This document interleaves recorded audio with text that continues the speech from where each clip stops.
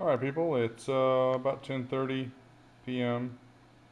April the 13th, 2011. I'm going to show you how to chuck this part up.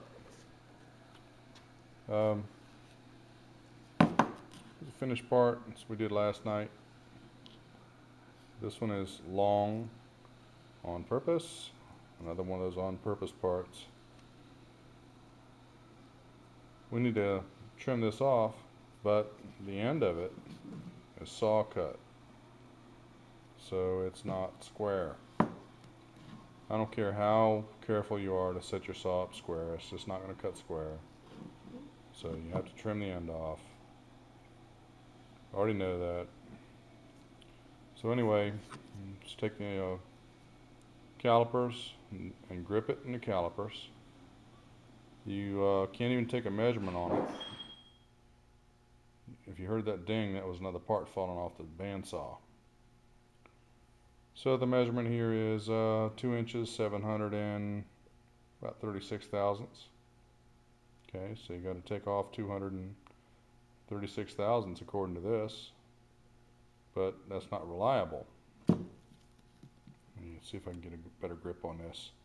This is like chopsticks here, one-handed.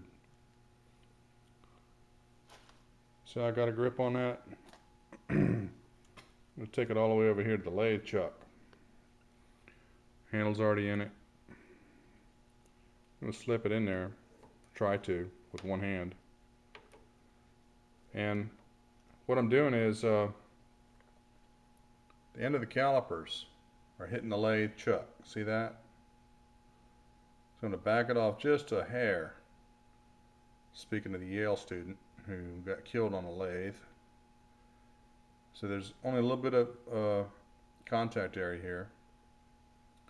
But what I've done is I've made it easy to measure it in process. So I can square this up, come back in here and measure it in process to get the correct length to it when I'm done with just a set of dial calipers.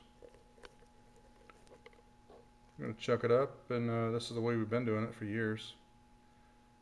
Push it up against the chuck, back it off a little bit, have some space in there,